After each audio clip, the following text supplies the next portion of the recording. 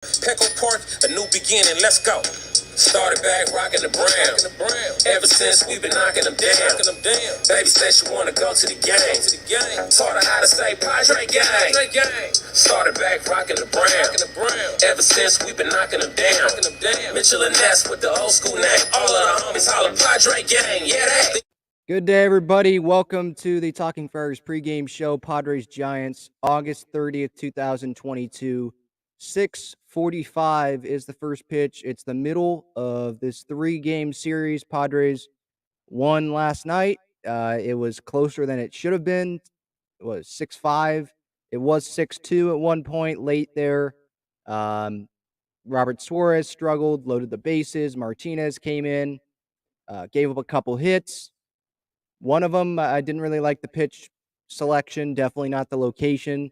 The next pitch, that single, I think it was up the middle, not whatever. I thought it was a fine pitch.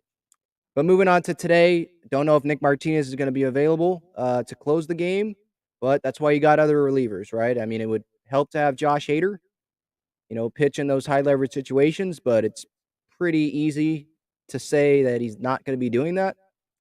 I would think Garcia or maybe Steven Wilson. Tim Hill probably will get in today at some point. So that's who I would first point to. And that's how we get started here on the pregame show. The Giants 61-66. Padres are 71-59. You can follow the social media channels at Talking Friars. On Twitter specifically is where the clips will be during the game. Again, Valley Sports San Diego, 97.3 The Fan is where the game will be broadcasted. It'll be Blake Snell on the mound for the Padres, and Logan Webb will go for the Giants. I thought it was interesting. I was looking up their game logs. Both of them, their last start, both gave up 6 earned runs. Logan Webb against Detroit, 4 2/3 innings, gave up 6 runs, walked 3 guys.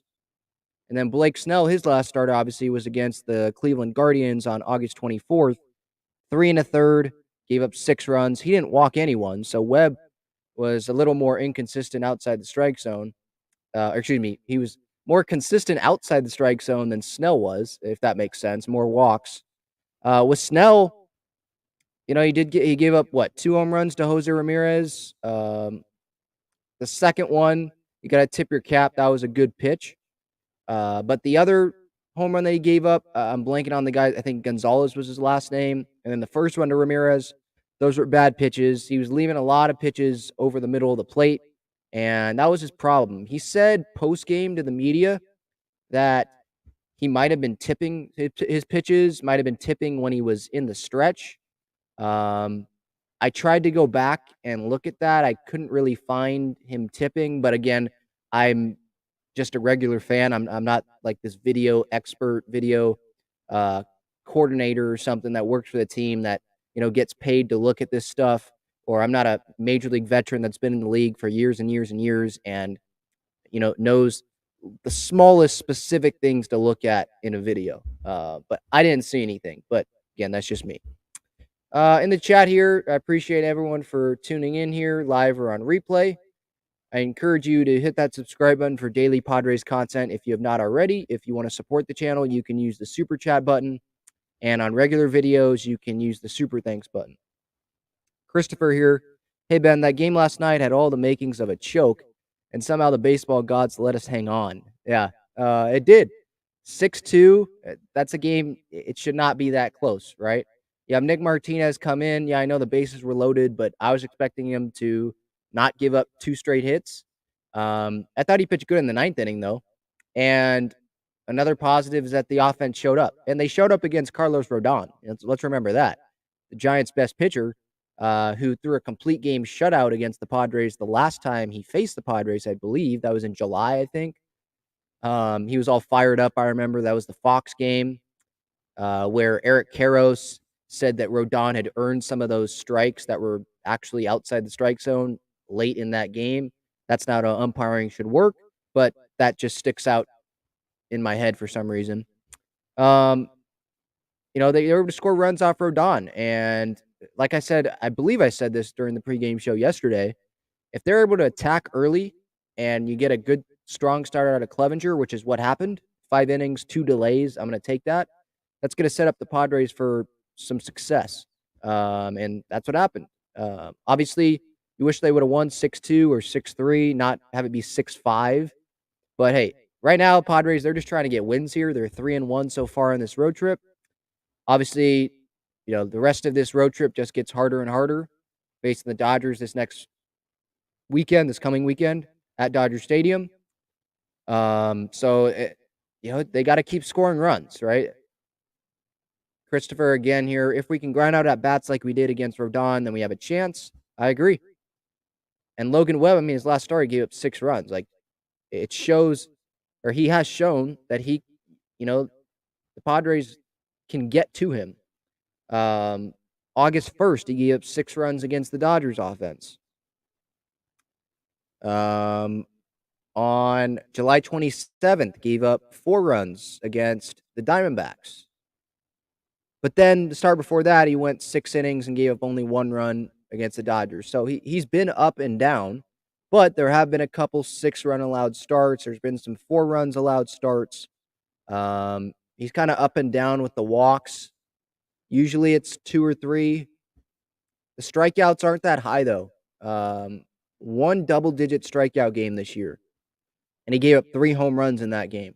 Solo home runs against the Phillies. So he's been up and down this year. I think they're not going to have the same game plan, obviously, because it's a different pitcher. This is a righty. Rodon was a lefty. But in terms of, attacking early, I think they should definitely do that. And I did read something from Dennis Lin. I think he put that out. It might have been yesterday or the day before yesterday. It was a mailbag article.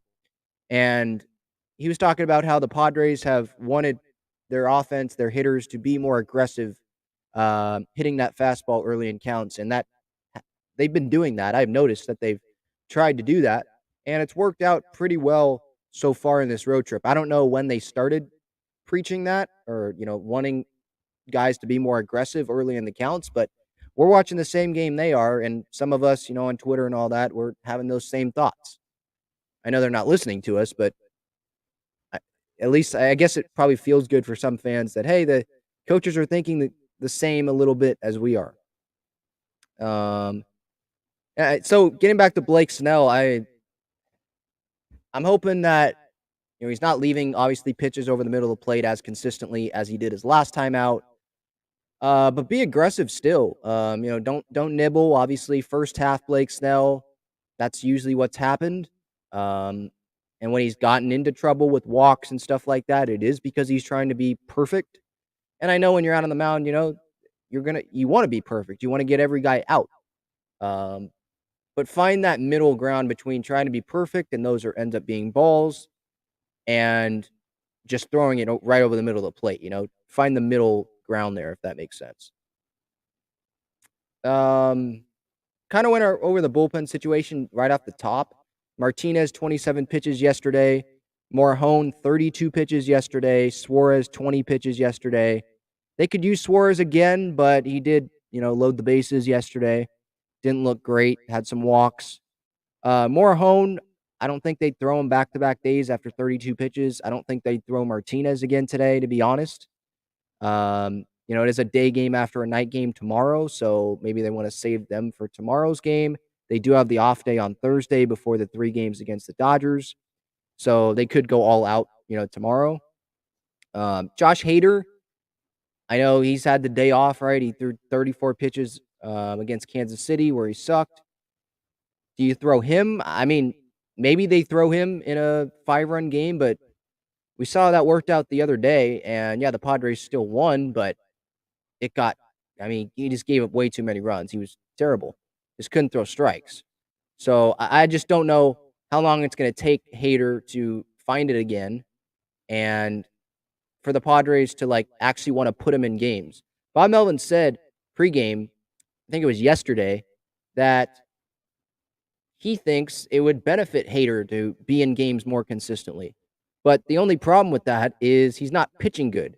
And the Padres, they're not going to be blowing out a lot of teams the rest of the way. So if you want to find situations, that could build his confidence back up, I don't know if, well, and not just his confidence, but you want to keep the lead. 1-2 run games, that's not where you pitch Hader, obviously. So they got to find, if they're going to pitch him consistently, maybe that's before the game in live BP sessions. I don't know, but I obviously wouldn't give him the ball in any close situation right now. I think that's obvious. Padre pick for today is Ha-Seong Kim. Yesterday, I went with Juan Soto. He did not get a hit, but that first inning, man, great walk, battled there, and then I hate using that B word, but that's what he did.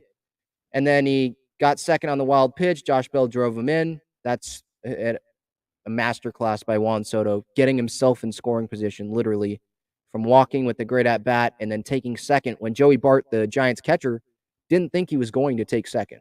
So he was aggressive there. Padres looking for their 72nd win on the season. Ha-Seong Kim, I believe, is hitting 500 off Logan Webb. Small sample size, but I looked at that this morning and was like, oh, I'll pick Kim if he's in the lineup. And he indeed is. He's batting 7th today. He's at shortstop. The Giants lineup, again, is not out. Kapler, I guess, likes to hide it as late as he can. It's not really working this year. They're 5 games under 500. Not going to make the postseason, but he can keep doing that. Profar's leading off for the Padres today in left field. Soto's in right. Manny's at third. Bell is DHing. Crony moving up from the 8-hole yesterday to 5th today, but Grisham is playing. Myers is not. Slide him up there. It is a righty on the mound, so matchup-wise, you got 2 lefties there, 4-5, Bell, Crony. Drury is batting 6th. He's at first. Kim is batting 7th. Shortstop, like I said earlier. Grish is in center, batting 8th, and then Nola is catching, batting 9th. I wonder if they're going to have Campy catch tomorrow, the day game.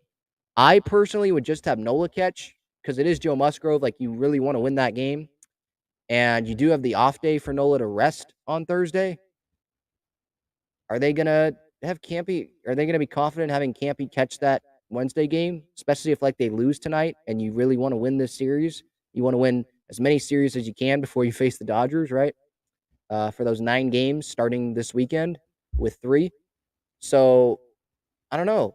You have the off day Thursday. I'm not a major league catcher. I haven't caught 3 days in a row in the major leagues, or I don't know how the Padres operate with that. Like, are they comfortable having Nola catch 3 days in a row, especially a day game after a night game, after another night game? I don't know, but I'm not confident in Campusano behind the plate right now.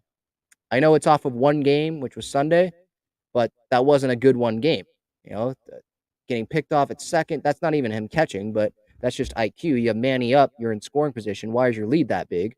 Trying to throw that runner out, trying to steal third when he was going to be safe. That cost the Padres a run. Nola, his glove, last night I was watching, he doesn't drop it too much. He closes it a little bit, then opens it up to catch it. Campusano, he has the target, sets his glove all the way down on the dirt, and then picks it back up. That's a lot of movement there. I just don't know how comfortable Joe is with Campusano. Maybe they're going to be talking tonight, or they've been talking the last few days, and that's the plan to have Campy catch tomorrow, but I personally wouldn't. Again, that's just me. Anything else? Again, 6:45 is the first pitch. If you have any comments, any questions, let me know. I loved most of the at-bats that the Padres had last night, especially that first inning. Hopefully they can continue that today. Milwaukee, by the way, is playing Pittsburgh tonight at 5:10, so about an hour and a half before the Padres get underway. They won last night. A rookie hit his first big league home run in the 8th inning to tie it. That was during the light delay, so I was watching that. And then I'm blanking on who hit. I think it was Keston Hiura, I think. He hit the walk-off home run. So Milwaukee won. Padres won. Padres are still 2.5 games up on Milwaukee, technically. I know people in the chat are probably going to be like, no, Ben, it's 1.5. Well, it's 1.5 if you look at the standings, but it's technically 2.5 because the Padres have the head-to-head advantage. There's no game 163 this year. Padres, I think they went 4-3 against Milwaukee or something this year. So if they both have identical records at the end of the season, after the Padres finish up with, I think it's the Giants on that Wednesday day game, Padres make the postseason because they have that head-to-head. So technically, they're 2.5 up. I know that's still not a big gap, but that makes me, I don't know. It makes me, I guess, more confident the team's going to make the playoffs. I know it's one game, but 2.5 is obviously better than 1.5. Yeah, Jeremiah says here, Ben, the way Campy's catching is how they are teaching in the minors. I understand that. But who's the better defensive catcher? Who are people more confident in? It's Austin Nola. What does Austin Nola do? How about Jorge Alfaro? He doesn't drop his glove either. You know, um, I understand that's the way that they're teaching it, but like Francisco Cervelli, he's the Padres catching coach at the big league level. I was looking at film yesterday. He didn't drop his glove when he was catching in the big leagues. So maybe I haven't looked at past years if Nola and Alfaro, they didn't drop the glove anyway, so Cervelli doesn't have any say or any, um, persuasion into how they're catching the ball or setting up to receive the ball. But if one of them did drop the glove before this year, then Caratini is teaching them this way, and so maybe he is going to teach Campy. Um, maybe you could still drop the glove, but if to stay relaxed and receive, come up, whatever, however they're teaching it. But he literally drops his glove to the dirt and then picks it back up. That's a lot of movement for me. If I was pitching, that's a lot of movement. I'm not making excuses for guys, throwing balls almost at the backstop like Hader did Sunday. I'm not making excuses for guys like Manaea leaving meatballs over the middle of the plate. I don't think that has to do with it. Except the couple times that Campy literally asked for the ball pretty much down the middle. But when he asks for it up and in, and Manaea throws it down the middle, I'm not excusing that, obviously. I'm just saying I like the way Nola catches better than the way Campusano catches. That's just me. Christopher here says, I don't understand Profar leading off when he is still slumping. I mean, if he breaks out of it, then sure, I would have liked seeing Kim lead off again, but hey, I ain't the manager. I agree, but Kim is a righty. They're facing a righty tonight. Profar is a switch hitter, so he can be a lefty tonight, leading off. Maybe that's what they're trying to do. I don't have the numbers in front of me of Profar and Kim's career numbers off of Logan Webb. I could look that up.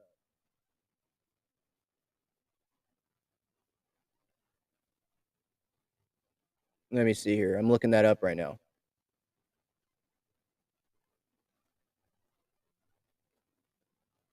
So against Logan Webb, Profar is hitting 400 off of him in 10 at-bats. He has 3 RBIs. Kim is hitting 500. Yeah, I already said that. 2 at-bats. Smaller sample size, so bigger sample size for Profar. He's had more success off of Kim or off of Webb than Kim has off of Webb. Maybe that's why. The matchup, I think, is definitely part of it. That would be my explanation. I like Kim as the leadoff spot, though. I agree. I'd have Kim there, but the matchups are in Profar's favor, at least tonight. Because of Kim doesn't have the ability to switch hit, Profar can, so Profar is going to be lefty. Kim is just going to be righty on righty.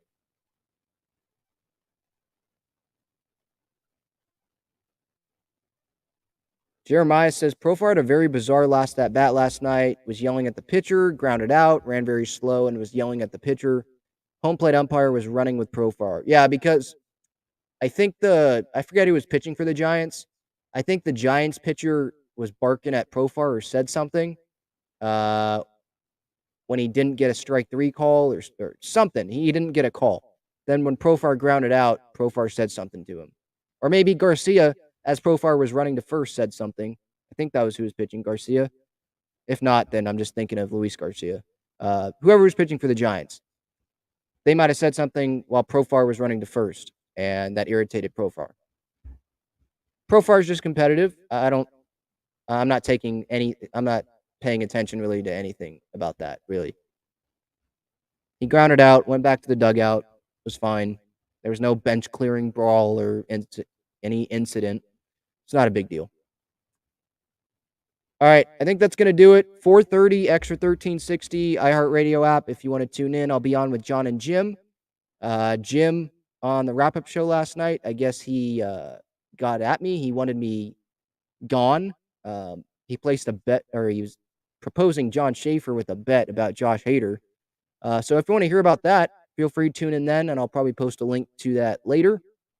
But yeah, at Talking Friars on Twitter with the game clips and